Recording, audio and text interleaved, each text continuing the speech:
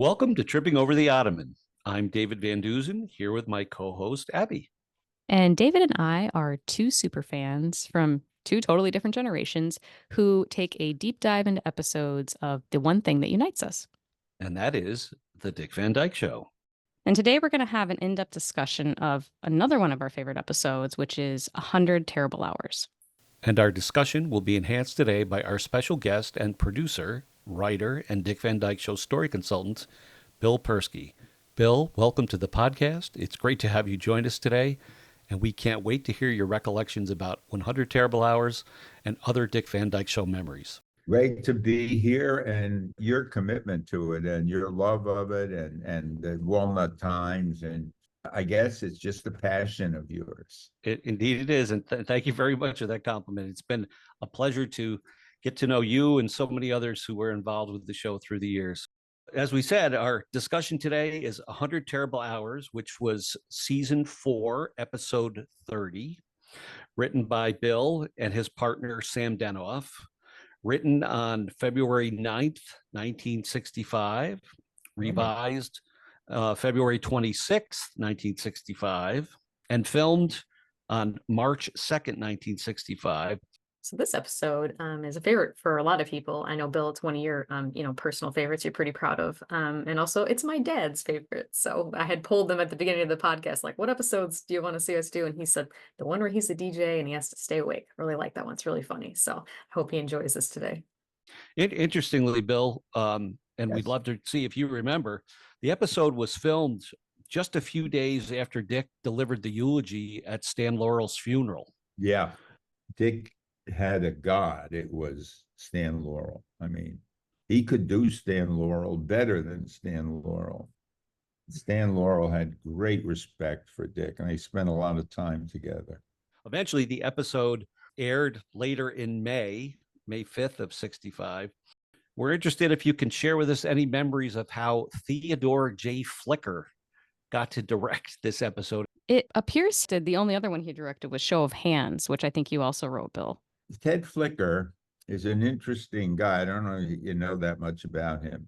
He created Barney Miller with Andy Arnold, and he was to direct all of those, and they had a falling out and went to court, whole mess of things. And I had gotten friendly with Ted, and Carl also did. So I guess we were trying out new directors, or Jerry couldn't make it or something. And so Flicker came in, and it's amazing that he seems to have disappeared from the world. I never hear of him. I never see him doing anything. Interesting. Well, he did a great job with this episode, I thought. Yeah. Which really might be a harder episode to do, since a lot of it's just Dick in one room, Most everything on the Van Dyke Show had something to do with something that somebody involved in the show had experienced. I mean, like the first show that we did, which was so threatening to be actually writing a Van Dyke Show, which we got after we sent in a sample script, which a lot of people used to do in those days. But now they can't, because the Writers Guild, there have been many lawsuits of people saying, well, I sent that in. So to cut it out, you cannot send in a sample. The first one we wrote, we came into the meeting after we'd written this sample show, which was so stupid, but Carl, and he said, you know what? This is ridiculous, but your writing is really good. Would you like to come in for a meeting? So God almighty, that was the honor of all time back then. And didn't you say once that Carl was both the funniest guy and the nicest guy, and that's hard to come by? Oh, beyond that, funniest, the nicest, the most courageous, the most honorable. Yeah, the thing that used to be about comedy writers is it was one of two things. He's a great guy, but don't turn your back on him. The other is he's a lovely guy, but he can't write his name. So Carl was one of the great guys who was a great writer. Anyway, The first show that we ever did was based on, I had just had my first child. I mean, my wife. Doing it would have made a hell of a show. At any rate, when I had practiced the drive to the hospital at just about every hour, because I was so, and then when it finally happened at about 2 a.m, I drove down, I had all the routes picked out, and a block from the hospital, I stopped for gas. The main thing is at the hospital, we kept getting the wrong flowers, or because Wow. another family with a similar name.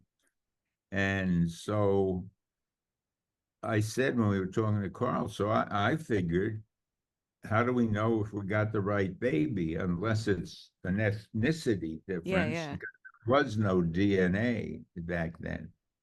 So Carl said, that's great, and we're going to have it be an African-American couple. Mm-hmm.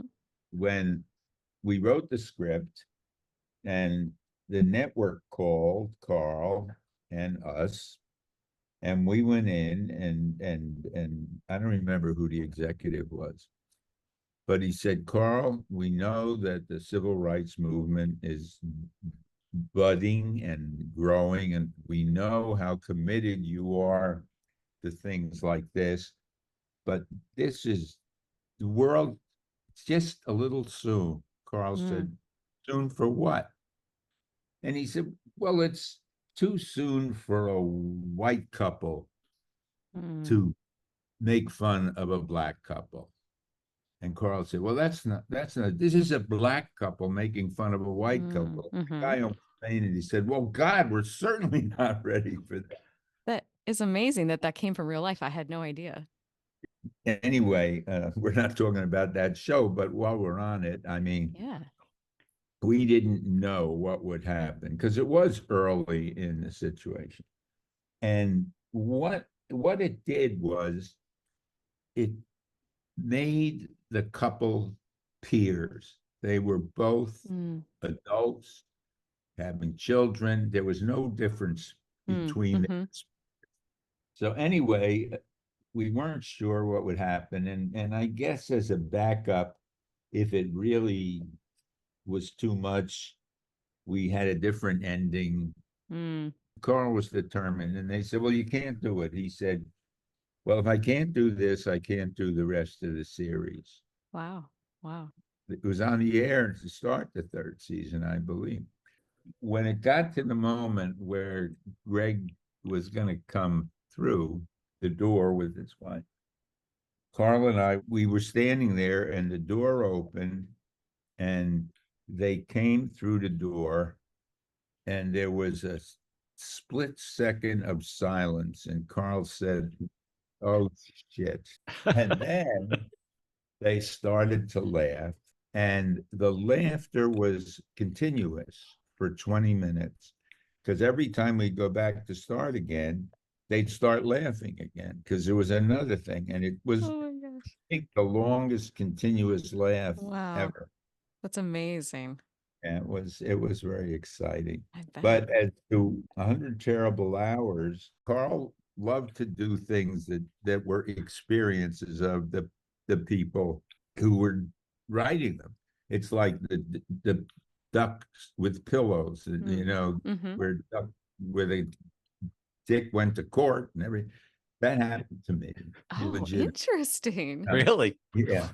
Funny. And I mean, I had just moved into this apartment, just gotten married, and this guy had come along a week or so before, and he was selling pillows. And so we bought them and went to sleep that night. And I said, these smell funny. What is it? And she said, my wife, I think it's ducks. And I said, me too. And so I called the guy and I said, we're having a problem with things. So he came back and he smelled it and he said, I don't smell ducks. I said, well, we do. And he said, let me get my wife. So he went down to the car and he got his wife and she said, no, it doesn't smell like ducks. And I said, just a minute. and I knocked on the door of the people next door who we had never met. We were only in the building for about 2 weeks. And I knocked the door, and a guy opened up with a smile. I said, "I'm your neighbor." He said, "Hey, great." I said, "Would you come with me?" "Oh, sure." We walked over, and they walked in, and I said, "Smell that pillow." That's the first conversation I had with. At any rate, on 100 Terrible Hours, the premise of that really started because Sam and I worked at WNEW radio in the early in the mid-50s. And at one point, the disc jockeys went on strike. I was earning $35 a week, but I was considered an executive. So the executives could stay or cross the, and then there was no one to be on the air. So we had kind of established ourselves. We had written some stuff, and they said, "Well, you're doing 4 hours in the morning and 4 hours at night." So we literally were stuck in the building. We were having a great time, but it was terrifying. One of the people came and said, "This woman called, said her bridge club is listening. They think you're just," it turned out it was my Aunt Harriet. And I figured, hey, we're doing great. Anyway, so we did that for about 4 days. And we were exhausted at the end because we pretty much couldn't keep crossing the picket line. We were sleeping there. The night that the strike was settled, Sam and I were there with basically a skeleton crew of people. One of them was the guy who ran the record library. So we decided to play poker, and we went into the record library. In those days, the size of the recordings, I mean, like the commercials were on a thing about a foot and a half wide. Wow. Then there were another size, and then they had just started coming out with 45s. So we made the big ones 50 cents, and the little. So we had this card game with everybody playing with records as a month.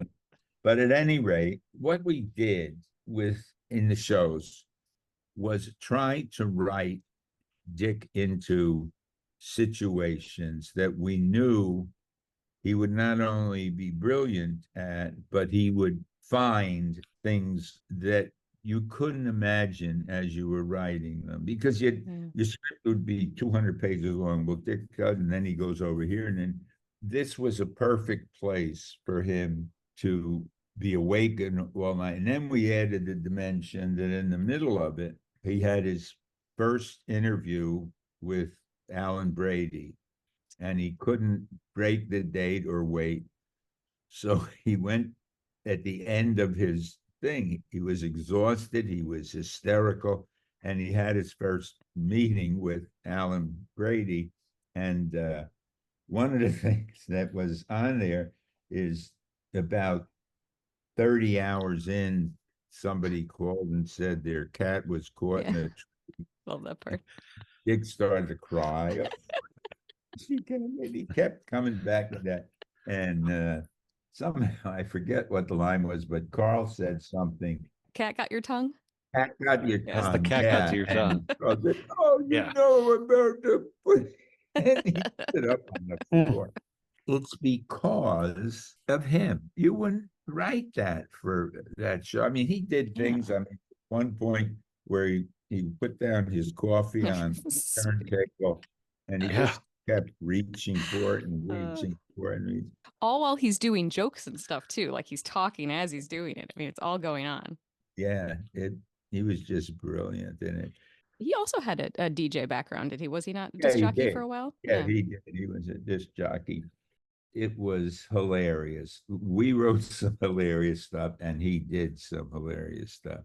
One of the fun things about this episode that I like is years later, a clip from 100 Terrible Hours was actually used as part of an episode of Diagnosis Murder. Dick, as Dr. Mark Sloan, is going to a radio station to do an interview, and he wanders down the hall of this radio station, and all of a sudden he's peering in the window glass, and it's the radio station where Laura had come and peeked in and looked at Rob. But Dick sort of looks in and sees Rob Petrie and sort of is, unnerved about it. Yeah, they have the whole image of like it's super kind of, I don't know, not superimposed, but he's in the door, he's in the window, and then the actual black and white of the Dick Van Yeah. Dyke Show is playing, right next to it, like they're in the same room. And Dick sort of turns and looks and sort of shakes it off in a way. Goes, so it was a brief clip, but a real tip of the hat to the Yeah. Van Dyke Show as part of this. And I think that was part of, I think we had read that CBS was doing some sort of, either a special with Dick Van Dyke or some kind of commemorative reminisce kind of thing. And so they were, adding in little tips of the hat here and there into certain shows, which is so cool. And it was great so many years later that they could include a clip like that. I noticed that your list of the episodes that you wrote, there's a lot of flashbacks and a lot of dream sequences. Was that kind of something that you enjoyed or had an affinity for? But yeah, but they also allowed to take them into another side of their lives, like the baby show and the 100 Terrible Hours. You couldn't do that unless it went, and when it was such a funny idea. I mean, there was the show. Even the Case of the Pillow was a flashback. Yeah. Right. It starts in the courtroom, and then we go back and learn about Yeah, how everything happens. exactly. Right. It allowed him to be at a different time of his life and their relationship to be at a different time. So it spread out the opportunities for not only situations, but for a different level of who they were. Well, you said one time in an interview that you liked in episodes, I think you used the example of when Rob's running the projector and he's having kind of a thing with Laura, and you don't use, she's dating another guy, and he says something the whole time he's loading this projector, having to splice the film together or something. And you said something about it's because he's having that fight with Laura, but life is still going on. And I think Right. flashbacks and dreams do a similar thing, and that, yeah, they add the history of the character. Yeah. You Yeah, get this whole exactly. life, this rich life that they have. You can see that Exactly. Their whole relationship started when he was in the Army and she was in the USO. And then later on, as Mary grew, then it was a matter of finding things where she was. I mean, like in October Eve. October Eve. I was just going to say that. It's a great one. I mean, She that shines was, in that one. yeah, because it was based on her being essentially the lead. Now, how did you and Sam get together? Were you working together then? Well, I answered an ad in the Times for a job at WNEW in the continuity department for $30 a week. I had no idea what the continuity department was, but I figured at $30 a week, it was not rocket science. So I went and I had an interview with this guy who was on his way out to lunch. And he said, I'm going to lunch. While I'm gone, I'd like you to write a jingle and a funny weather report and a commercial. And I said, okay. And he left, and I said, I don't know how to do any of that stuff. Somehow I just did it. And when he came back, he said, yeah, this is okay. Not bad. He said, you got the job. And I said, great. And then the phone rang, and it was the guy he had lunch with, who he was on an interview, and he got the job. So now I was the head of the continuity department, and I still didn't know what it was. But anyway, I had to hire an assistant. And a couple of people came in, and then Sam came in. He had just been fired. He was the bargain broadcaster at Klein's department store. Klein's department store is now an apartment house. But back in the 40s and 50s and 30s, it was the most, it made every other department store look like a toy, It was Klein's, and they had a bargain broadcaster because they were always having sales and selling, Is that someone that just sort of like announces them? I mean, lady, this is your bargain broadcaster. We have just received a shipment of Barbara so-and-so blouses, and Oh, they're on funny. sale on the 5th floor.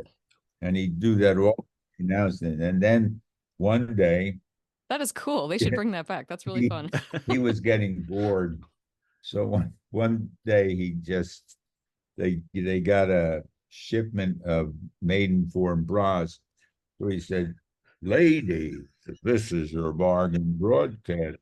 We have just received a truckload of maiden-form bras.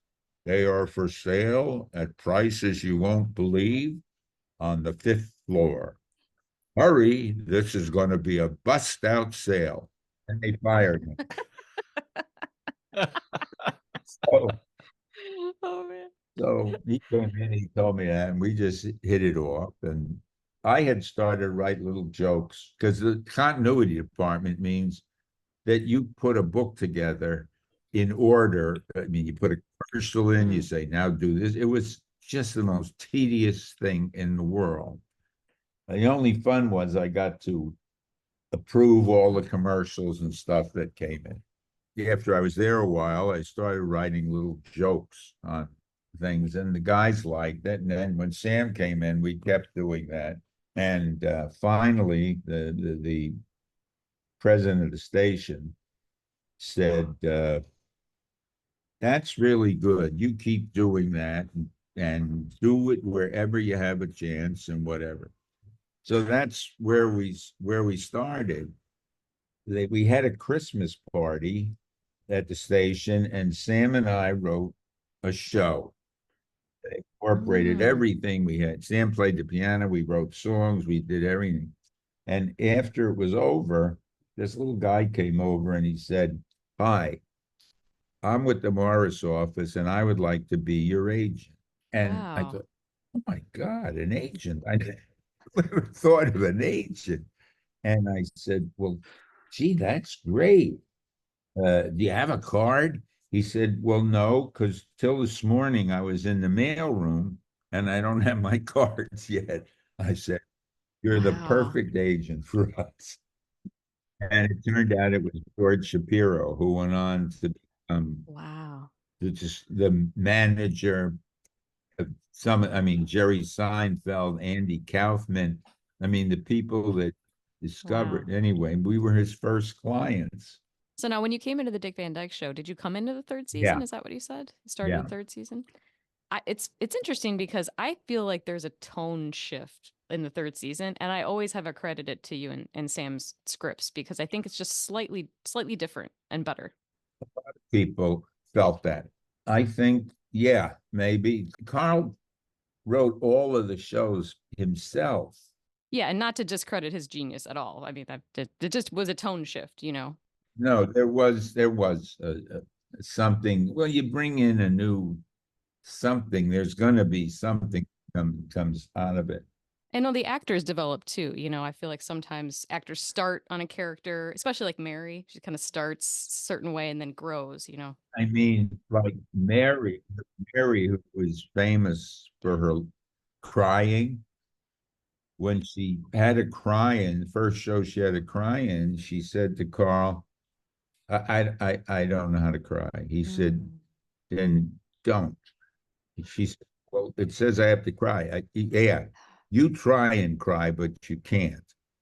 So that's where she got, So good. no, So good. no, what, yeah. And that was the origin of that. So where does 100 Terrible Hours rank on your list then? Is it one of your favorites?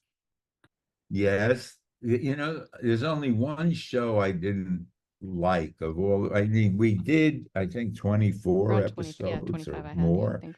And I know the one. I think when the young kid was the babysitter, right? how did you know that? I don't know, but except the part of the show that we do like is the milk cake. Well, of course, that's the only thing. Did you know that is become a classic? I mean, of the whole show, which was okay, but it was fun, but it wasn't everything. But then I had this thing where couldn't drink anything but milk with cake. And people would say, well, that's ridiculous. Try. I said, no, this is milk cake. This is milk cake. So the kid, Eddie Hodges. Eddie Hodges, yeah, well, it was like Mary was a bartender and he was a customer getting drunk. And it was all about the fact that he was in love with her and she wanted to help him with his problem, whatever it was, and he's drinking milk. And that night, Mary, they were talking about the kid, and Mary said, oh, I got you some cake, some of that yellow cake with chocolate. I said, went, oh God. And he went in and he looked and he said, there's no milk. She said, yeah, so-and-so is here and he drank all the milk. He said, there's no milk. All right, so have coffee. No, you can't have coffee with this cake. You can't have that. He said, and she said, well, have soda. Oh my God. And it was like she was violating every. But so many people identified with that when they saw that. It was like unbelievable. Well, yes, I know. And then finally he said, this is milk cake.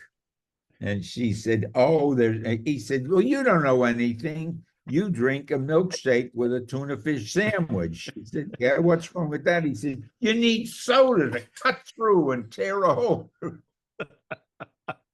So that 2 pages to me was worth the whole thing. I love the look that Dick makes. I think when Mary takes a sip of the coffee while she takes the cake and he just like recoils. Yeah, it's like disdain. She's like eating a live baby or something like that. In the show where her toe got caught in the faucet at the hotel of their romantic night. Never bathe on Saturday, right? Dick was dressed in a velvet smoking jacket. They were in this hotel. It was all going to be so romantic. She ended up with her toe stuck. And when he went in to open it, she had locked the door. And he said, why'd you lock the door? She said, well, I always lock the door. She said, I didn't know my toe was stuck. So Dick said, all right, stand back. She said, what do you mean stand back? I'm stuck in the tub. He said, well, I'm going to knock the door down. And he came running at the door with his ascot. I mean, he looked like Cary Grant wannabe. And he went running at the door and he hit it. And the way he bounces off that door too is just a riot. He just goes flying. God, yeah. And then he goes back. He said, okay, I think I got it. And he started running again. And in midair, because he had done it with his left shoulder, in his midair, he turned around and hit it with his right shoulder. Nobody could write that. And he's got that painted on mustache too, which makes it funnier. Yeah, that's fair. Well, and that's also an episode that, like 100 Terrible Hours, that it kind of takes place in one room, and that's fun. It almost feels like a play or something, especially when people are going in and out, and the doctor's coming in to check on him and things like it gives a sense of kind of a play, and it's just really fun. It must be challenging for actors. It's. I mean, when I started to direct, one of the first shows that I did a show called The Practice. Was about Danny Thomas as a doctor in a deteriorating neighborhood. And it was written by Steve Gordon. Sam and I went our separate ways very lovingly, but I wanted to start to direct. And out there, if you're a part of a team, doesn't matter how successful you are, everybody wonders who's the funny one. So there's difficulty in getting your first opportunity. And the fact is, whatever you're going to write by yourself is going to be different. Maybe better, it may be worse, but it's not going to be what the combination of the two was. So anyway, I got this. Steve sold the show starring Danny Thomas, and since he knew me from the Van Dyke Show, he could recite every Van Dyke Show by heart. He's in good company with us. We can do the same. Yeah. Yes, I can see that.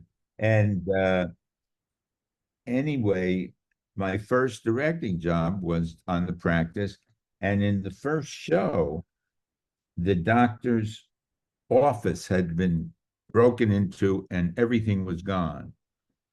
So now you're in an empty room. Wow. With two people. And it was not easy. I mean, to look at that. Well, David, why don't you go down the list of actors? There's some side characters in this episode that come in. We'll see if who you Okay, remember, or sure. if you haven't remember any of them or Yeah. anything about them. Some of them I think you probably will, but So- some you might not. Yeah, so Fred Clark played the role of William Van Buren. Pretty much his career was described as he pretty much cornered the market during the 50s and 60s as the dour, ill-tempered guy that you love to hate. So he was the radio Boss. manager, Yeah. station manager that convinced Rob to Oh, yeah, He yeah. has one of do my the thing, favorite right? lines in the episode where Rob's heard the cat story and he's breaking down, and Laura comes in and says, "What's wrong?" He's like, "There's a cat stuck in a tree," or something like that. He just says it's so dry. Well, just to digress, there were certain things, certain lines that are my favorites because they're just something that had Yeah. to be said. Uh-huh. It's like in That's My Boy, one of my favorite moments is when Dick is at the door and she says, "Nobody is taking my baby." And he said, "Laura, I think it'd be best if you went to your room." The way he's pointing, I like, get up. mean, Yeah. That's a riot. yeah, I mean, Oh, he has so many small lines that he takes and just, must, as a writer, it must be such a thrill, like every line he's kind of, maximum to it. God, yes. Now Johnny Silver played a lot of roles, right? Oh, Johnny was in everything. Yeah. He was a short guy. He was one of Carl's favorites. Like every episode I watch, I'm like, oh, is that Johnny Silver? He just pops up all the time, in the background. And Frank Adamo was in Yep. everything. Tell us your memories of Frank, who, obviously Dick brought him on to be his assistant and his dresser, but then Frank was in, well over 50 episodes. And he's almost like a mythical character now. People are like, oh, the Frank's sighting, he's almost like Bigfoot when you watch the show. Right. Yeah. And then he went on to be with Mary Right. after that.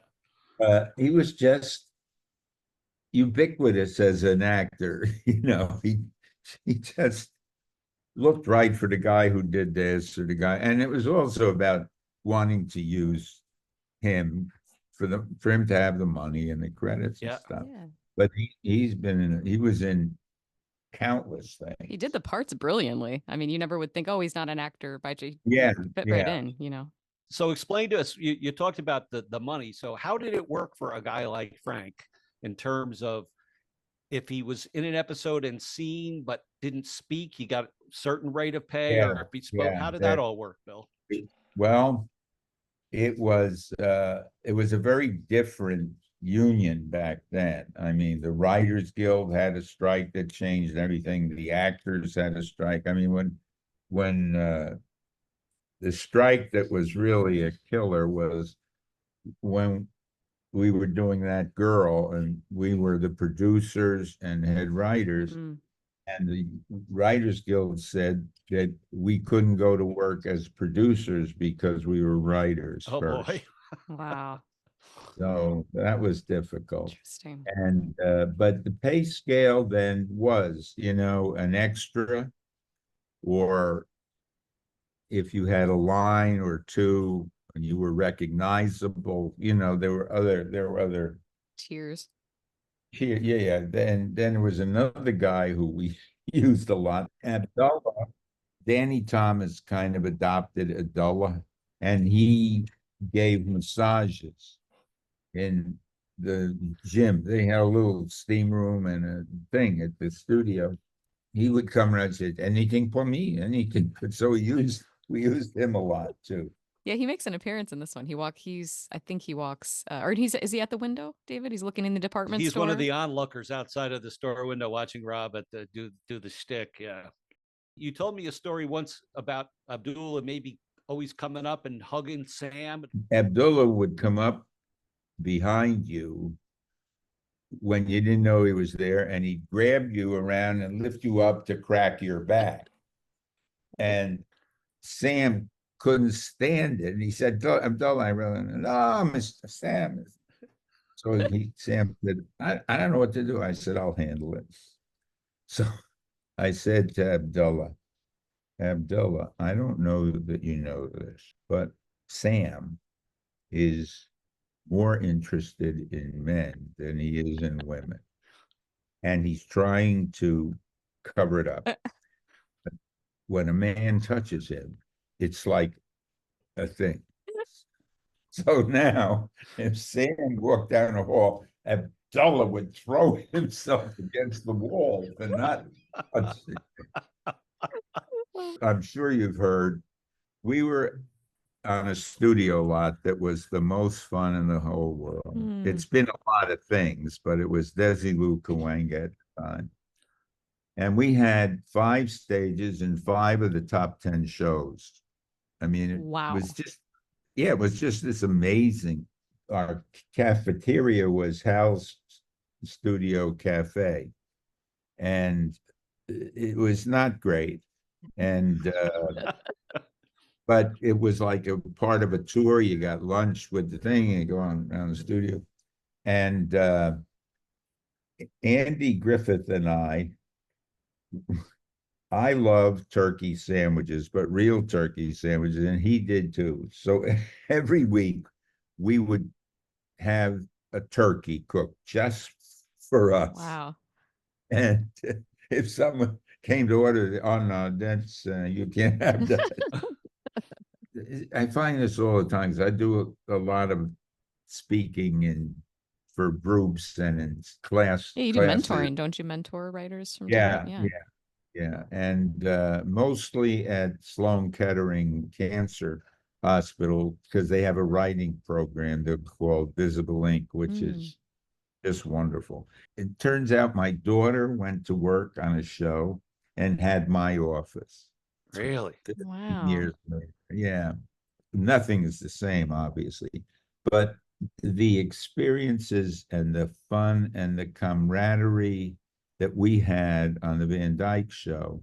I mean, I have done countless pilots and series, and I have never been in a writer's room.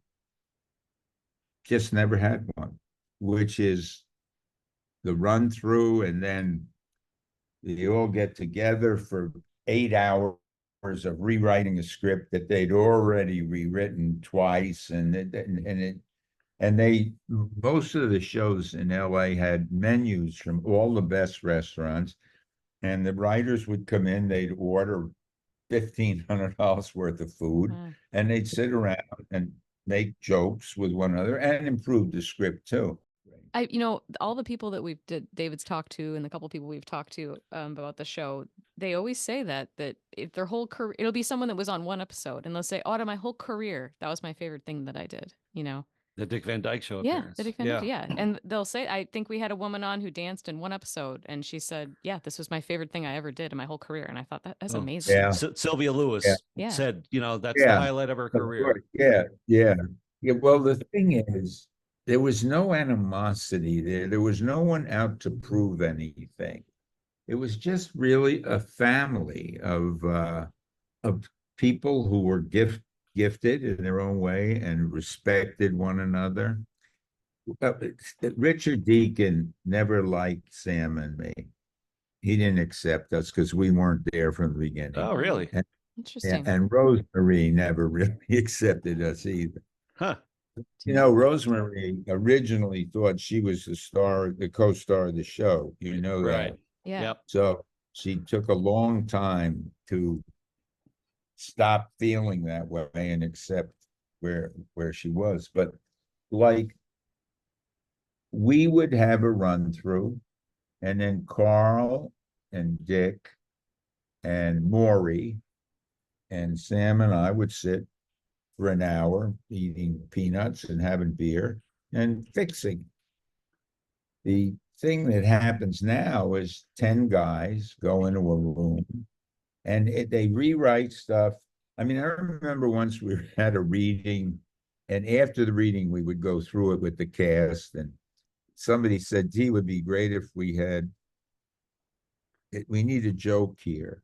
And we started pitching jokes and everything. And then Maury said, how about this one? We said, oh, that's great. He said, it's on the next page. So now when you and Sam would write, like, let's say 100 Terrible Hours, and Dick has all of these bits of business, you know, he's like you said, he's got the cup on the thing. And I mean, there's so much he's doing. Let's turn to the news, you know, then he like spins around. And I think there's one of my favorite bits is where he has the record. He's like, I'm going to put on a big record now. And he throws it there. It doesn't make it at all onto the record player. Then he just like, you know, hits the needle like it's going to play, you know, and it just crashes to the floor. How much of that is him making stuff up? Some of it was there. And then the rest, and really most of it was there, but it was there because we knew enough of what he would do with something that you'd put it there and you never knew what he would, like in October Eve, Mary was terrified because of the nude painting and Dick and looked at it and, oh God, one of the funniest moments. He was in the art gallery looking at a wall and his head was up and he turned around and saw the painting and it's like he no longer had a head. It just dropped. At any rate, the whole thing was about when she was going to tell him or how. And so they were in the kitchen and she said, I have something that I crying. Did the honey. You don't have to cry no matter what it is. I'm here for you. She said, well, no, this is so terrible. Whatever he said, I'm here for you, honey. And he leaned over on the counter. The stove was there, right? When she finally tells him and he said, honey, there's nothing you can tell me. And then she tells him and he's still leaning over the counter. And she said, you're so strong. You're so wonderful. He said, honey, that's what I'm here for. And he goes out crying and he stands up and he's holding the grates from the stove. Yep. Clutched in his hand. Yeah. Because he was listening and just that was where his hands were. And he came up and he never acted like, but that was something he found himself. Yeah, it just must be such a thrill to have, you know, write a stage direction and then have someone just make the most of it. Rip the griddles and then I think smashed cups with them Oh, too yeah, on yeah. top of the Teacups, counter. I think. Yeah, well, he didn't know what to do. Yeah. And the scene of him and Carl with the squirt gun painting. Yeah. Yes. Since all of the scenes were basically at a certain hour mark of the marathon, so it was, you know, 36 hours, 57, you know, whatever. It seemed like Dick had to come up with very different and specific, you know, ways of acting. So, you know, one of them, he's punchy. One of them, you know, it seems like that was a good plan. He just deteriorated. Yeah. You know, but each has its very distinct chapter, you know. Oh, he's punchy. Oh, he's, you know, loopy now. Oh, now he's like crying, you know, it just really goes through this cycle. It's just so great. Well, and the facial expressions of it's like his eyes are like fixated, right? Oh God. And then when he's with Alan Brady, He's just so starts straight. crying about, Yeah. oh, you know about the poor little pussy Yeah. Do you remember cat." how the whole shtick with the pussycat came to be? It's so Who funny. came up with that? We did. It was something to be a digression of physical things. It was just, it was part of what happened in the show. Yeah. They called up and, you know, it was local news. And he just took it that, boy, he took it very personally. And he was so tired when he finally met with Alan Brady. They didn't think he could make it. And then he was doing all right until Alan Brady said cat, and that was it. And I like the scene earlier where Laura comes in to tell him that she has the telegram from Brady. He's a wet noodle, right? He's beside himself. And somehow he pulls himself together and says, don't worry, honey. when it's done, I'll get a shower. You know, all of a sudden he's very put He says, together. Right. I'm fine. I'm gonna be okay. Yeah. And then he says, you know, that she's finally reassured. And then the last words out of his mouth are, "But can we go help the poor little kitty before we go Yeah. to see Brady?" Right? Collapses. It brings back such a wonderful period of my life. I mean, I just really loved it. And I started to tell you that as Mary progressed, there were more and more things that were centered on what she could do. And the ultimate one of those was Coast to Coast Big Mouth, Mm-hmm. which was totally written for her. A lot of people consider that the best episode of the series, I think. There were few years where CBS would rerun 2 Van Dyke shows on Christmas Eve, or Yeah. Mhm. Carl picked them, and he always picked Coast to Coast Big Mouth. Yep. Mm-hmm. He said it was the definitive show of the Dick Van Dyke Show. Yeah. Yeah. God, was that funny. Yeah. It's used in writing classes at some schools. Mm. It's one of the 10 funniest scenes in television. Even after Seinfeld was there, it's still Wow. partly there. I heard you one time in an interview, you said that your recipe for writing a script was to start with the truth and stay human, don't reach for the ugly, and be vulnerable. Right. And I was thinking, I think that's a good recipe just for life, isn't it?